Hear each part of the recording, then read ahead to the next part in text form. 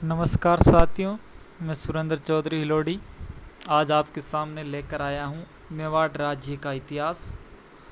आज हम मेवाड़ राज्य के इतिहास की प्रारंभिक शाखा, जिसे हम रावल शाखा कहते हैं, हम आज रावल शाखा का इतिहास की जानकारी प्राप्त करेंगे।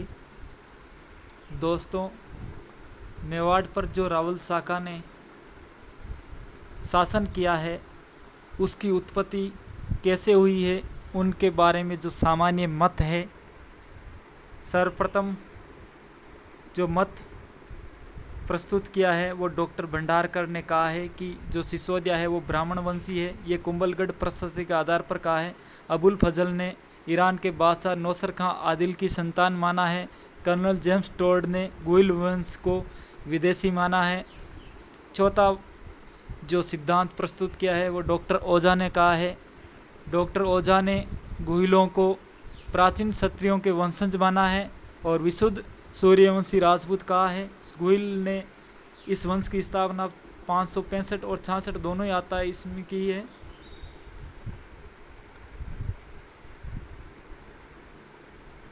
ये चार प्रमुख सिद्धांत है: Ojha, doctor Bhandarkar, colonel James Tod. अब आगे गुइल वंश और सिसोदिया वंश। मेवाड़ पर इन दो वंशों ने शासन किया है।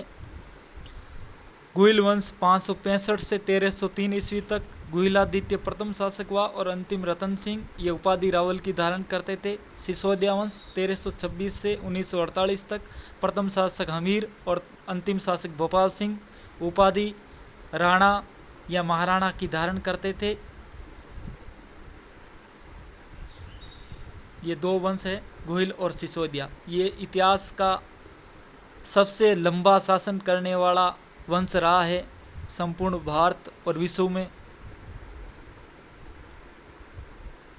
अब गुहिल वंश का जो प्रथम शासक था गुहिलादित्य, जिसको गुहिल भी कहते हैं, गोहिल भी कहते हैं, ये गुहिल वंश का संस्थापक था। गुहिल वंश की स्थापना 565 ईस्वी में की थी। ये वल्लभी नगर के एक राजा था शिलादित्य, उसका पुत्र था। माता का नाम पुष्पावती था और धाई माता कमलावती ब्राह्मणी थी, जिन्होंने गुहिल को बचपन में पाला था और ऊंद्री गांव के भील द्वारा राज तिलक किया गया था। और आपको ज्ञात होगा ये ऊंद्री गांव के वही भील है जो मेवाड़ के शासकों का राज तिलक करते आए हैं। गुहिलादित्य के बाद में गुहिल वंश का एक प्रतापी शासक हुआ है बप्पा रावल, जिसको कालभोज भी कहा जाता है। उनके बारे में सामान्य जानकारी आप लोगों के समक्ष प्रस्तुत है। जो बप्पा रावल था, उनका ये बप्पा रावल नाम नहीं था, ये बप्पा रावल नाम की एक उपाधि थी और बप्पा इनका उपाधि थी और कालभोज इनका नाम था।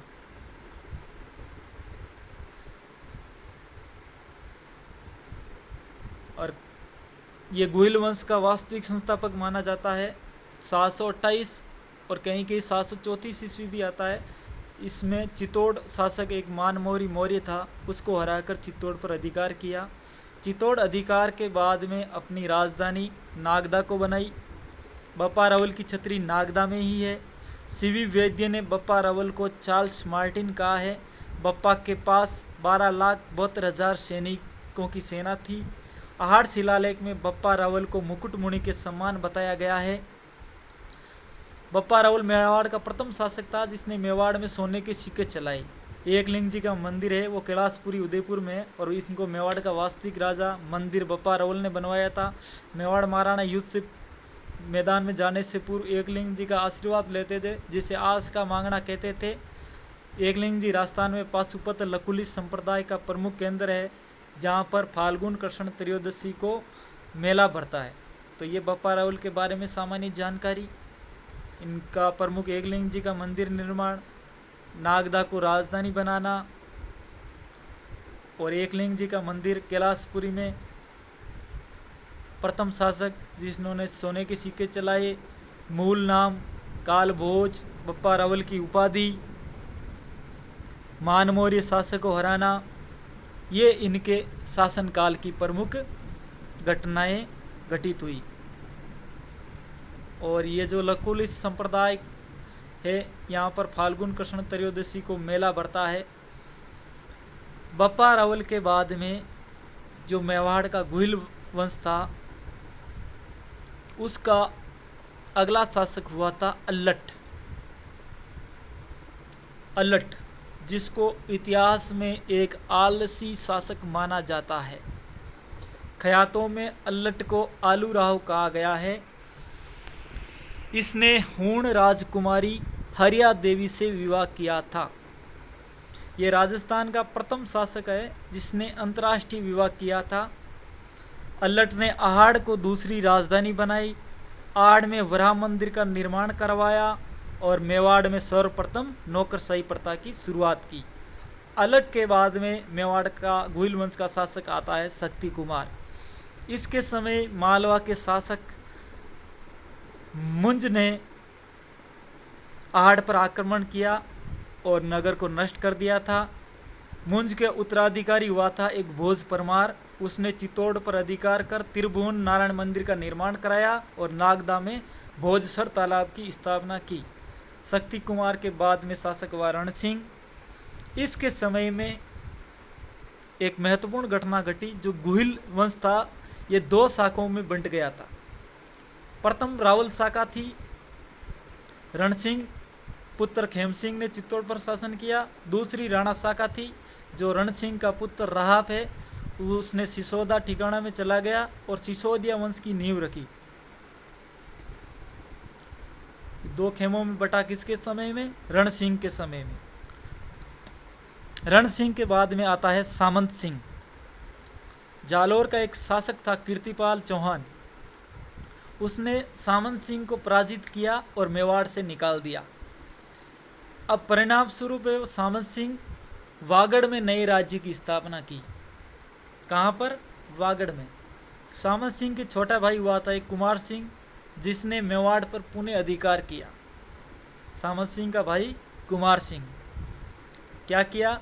मेवाड़ पर पुनः अधिकार किया। सामंत सिंह को किसने हराया? कीर्तिपाल चौहान ने। और वहाँ से हारने के बाद कहाँ चले गए? वागड़ में गए और वागड़ में इस वंश की स्थापना की। अब सामंत सिंह के बाद में जैतर सिंह, इस रावल शाखा का महान शासक, 1213 से 1250 ईस्वी तक शासन किया। जैतर सिंह के समय सुल्तान इल्तुतमिश की सेना ने नागदा पर आक्रमण कर नगर को नष्ट कर दिया। जैतर सिंह ने भूताला का युद्ध हुआ जो 1222 ईस्वी से 1228 ईस्वी तक लड़ा गया। वहाँ इल्तुतमिश की सेना को पराजित कर भगा दिया। जैतर सिंह और तुर्कों के मध्य युद्ध का वर्णन जयसिंह सूरी का एक ग्रंथ है हमीर मदमर्दन ग्रंथ में किया गया है। तुर्क सेना द्वारा नागदा को नष्ट कर दिए जाने के कारण जैतर सिंह ने चित्तौड़ को मेवाड़ की राजधानी बनाई। ये इस प्रकार तीसरी राजधानी हो गई। पहले नागदा, फिर अल्लट ने आहड़ और फिर जैतर सिंह ने चित्तौड़ को अपनी राजधानी बनाया। और इनके समय एक प्रसिद्ध युद्ध है, वो भूताला का युद्ध लड़ा गया जिसमें इल्तुतमिश को हराया जैतर सिंह ने। इससे पूर्व इल्तुतमिश ने जो नागदा पर आक्रमण किया था, वहाँ पर जैतर सिंह की हार हुई थी। जैतर सिंह के शासन के अंतिम काल में 1248 ईस्वी में सुल्तान नसरुद्दीन महमूद की सेना ने मेवाड़ पर आक्रमण किया था। मेवाड़ के राजनीतिक और सांस्कृतिक केंद्र आड़ था, उसको गुजरात के चालुक्यों से मुक्त करवाना जैतर सिंह की महत्वपूर्ण उपलब्धि मानी जाती है। महत्वपूर्ण उपलब्धि है जैतर सिंह की, वो है आहड़ को गुजरात के चालुक्यों से मुक्त करवाना। और इतिहासकार डॉक्टर दशरथ शर्मा हैं, इन्होंने जैतर सिंह के बारे में कहा है कि जैतर सिंह का शासनकाल है वो मध्यकालीन मेवाड़ का सवर्ण काल माना जाता है। किसने मेवाड़ का मध्यकालीन मेवाड़ का सवर्ण काल माना है? जैतर सिंह के शासन काल को। किसने? दशरथ शर्मा ने। जैतर सिंह के बाद में घुइल वंश का शासक तेज सिंह 1250 से 1273 ईस्वी तक। तेज सिंह के समय में मेवाड़ में चित्रकला की शुरुआत हुई। मेवाड़ में चित्रकला की शुरुआत तेज सिंह के समय हुई। चालुक्यों की भांति उसने उपापति वरलब्ध प्रौढ़ प्रताप की उपाधि धारण की। एक उपाधि है उपापति वरलब्ध प्रौढ़ प्रताप की उपाधि धारण की, और परम भटारक महाराजा धीराज और परमेश्वर उसके अन्य उपाधियां थी। तेज सिंह के समय 1253-1254 ईस्वी में बलबन ने मेवाड़ पर आक्रमण किया था। दिल्ली का सुल्तान था बलबन, जिसने लौह व रक्त की नीति अपनाई थी। उसने तेज सिंह के समय मेवाड़ पर आक्रमण किया था। कब किया था? 1253-54 ईस्वी में। तेज सिंह के बाद में राजस्थान में उपलब्ध प्रथम चित्र ग्रंथ है एक श्रावक प्रतिक्रमण सूत्र चूर्णी, जिसका लेखक था कमलचंद्र। 1260 ईस्वी में तेज सिंह के समय में आहड़ में चित्रित किया गया था। तेज सिंह की पत्नी थी जिसका नाम था जयतल देवी, और जयतल देवी ने चित्तौड़ के किले में एक मंदिर बनवाया था जिसका नाम था श्याम पार्श्वनाथ मंदिर। तो श्याम पार्श्वनाथ मंदिर का निर्माण तेज सिंह की पत्नी जयतल देवी ने कहाँ करवाया था? चित्तौड़ के किले में। और तेज सिंह के समय में एक चित्रित ग्रंथ था श्रावक प्रतिक्रमण सूत्र चूर्णी, जिसका लेखक कमलचंद्र था, को 1260 में आहड़ में चित्रित किया गया था। तेज सिंह के समय की ये प्रमुख घटनाएं। तेज सिंह के बाद में समर सिंह 1273 से 1302 ईस्वी तक शासन किया। समर सिंह के समय के 8 शिलालेख प्राप्त होते हैं। समर सिंह का एक पुत्र था कुंभकर्ण, जिसने इस सिसोदिया वंश की स्थापना नेपाल में की थी। तो ध्यान रहे, कई प्रश्न आए, विदेश में सिसोदिया वंश की स्थापना किसने की? तो कुंभकर्ण ने। कहा? नेपाल में। समर सिंह के समय रणथंभौर के हमीर ने मेवाड़ पर आक्रमण कर खिराज वसूल किया था। ये एक प्रकार का कर होता है, उसको वसूल किया। माना जाता है कि अचलगज के आचार्य अमित सिंह सूरी के उपदेश पर समर सिंह ने अपने राज्य में जीव हत्या पर रोक लगा दी थी। तो किसने मेवाड़ में जीव हत्या पर रोक लगाई? सर्वप्रथम समर सिंह ने। किसके कहने पर? अमित सिंह सूरी के उपदेश पर।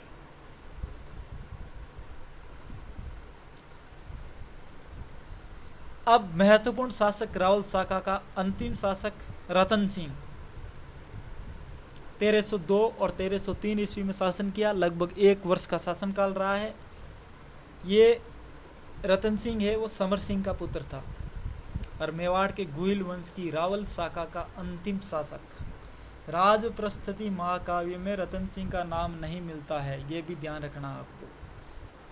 और ये रतन सिंह है। इसके बाद के जो भी शासक हुए मेवाड़ के, वो अपने नाम के आगे राणा या महाराणा लगाने लगे। ये अंतिम शासक जो रावल लगाता था।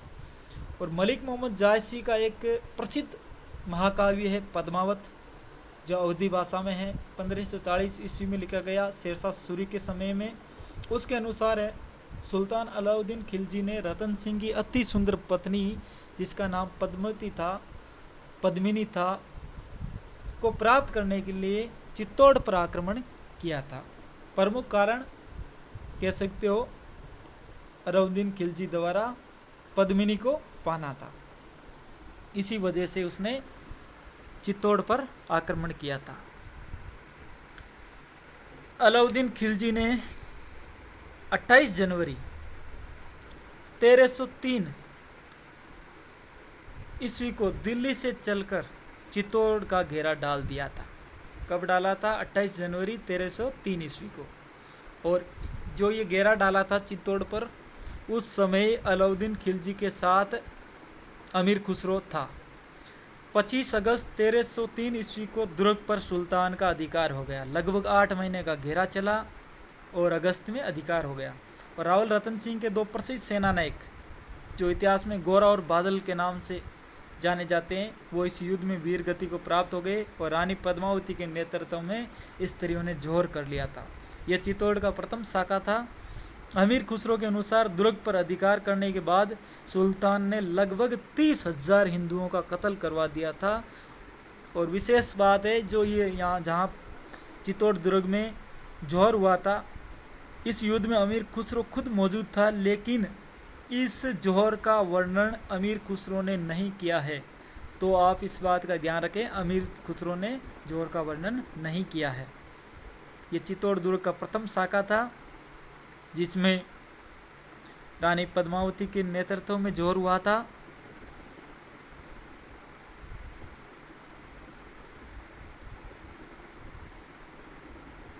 अब जब अगस्त 1303 में अलाउद्दीन खिलजी ने चित्तौड़ दुर्ग को जीत लिया था, उसके बाद में अलाउद्दीन खिलजी ने उसका एक पुत्र था खिज्र खां, अपने पुत्र खिज्र खां को चित्तौड़ में नियुक्त कर दिया और चित्तौड़ के दुर्ग का नाम अपने पुत्र खिज्र खां के नाम पर खिजराबाद कर दिया।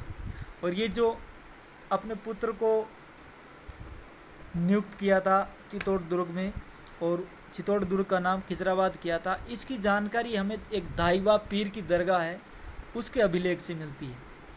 अब रानी पद्मिनी है, वो सेलदेव की राजकुमारी थी, पिता का नाम गंधर्व सेन था, माता चंपावती थी, पद्मावती का चाचा गोरा था, पद्मिनी का भाई बादल था और पद्मिनी के पास एक मानव की हुबहू नकल करने वाला तोता हीरामन तोता था। पद्मावत महाकाव्य है जो 1540 में शेरशाह सूरी के समय में अवधी भाषा में मलिक मोहम्मद झांसी द्वारा लिखा गया था। अमीर खुसरो चित्तौड़ शाखा का प्रत्यक्ष दृष्टा था। अमीर खुसरो का गुरु निजामुद्दीन औलिया था, मूल नाम मोहम्मद हसन था। यह अमीर खुसरो जो कवाली, सितार, मुकरियाँ जिनको पहेलियों का जनक माना जाता है, 1303 ईस्वी में सोनगरा चौहान मालदेव को चित्तौड़ का प्रशासक नियुक्त किया गया और मालदेव जो इतिहास में मुछाला मालदेव के नाम से प्रसिद्ध है। तो ये ध्यान रखना, अलाउद्दीन खिलजी ने 1303 में चित्तौड़ का प्रशासक किसे नियुक्त किया था? मालदेव चौहान को। ये मालदेव कहाँ का था? मालदेव मुछाला इतिहास में प्रसिद्ध है। अब मेवाड़ के अपने जो इतिहास रावल शाखा का पढ़ा है उसमें राजधानियाँ किस शासक के समय में कौन सी राजधानी रही थी उसकी सामान्य जानकारी ले लेते हैं। बप्पा रावल के समय में मेवाड़ की राजधानी नागदा थी। अल्लट के समय मेवाड़ की राजधानी आहड़ बनाई। जैत्र सिंह ने चित्तौड़गढ़, महाराणा कुंभा ने कुंभलगढ़, महाराणा सांगा ने चित्तौड़गढ़, महाराणा प्रताप ने कुंभलगढ़, आवरगढ़ और चावंड, अमर सिंह ने चावंड और उदयपुर। सभी साथियों को बहुत बहुत धन्यवाद वीडियो देखने के लिए। आपको अगर ये जानकारी अच्छी लगी तो लाइक, शेयर और सब्सक्राइब ज़रूर करें। बहुत बहुत धन्यवाद। आगे का वीडियो बहुत ही जल्द अपलोड होगा। देखते रहिए मेरा यूट्यूब चैनल।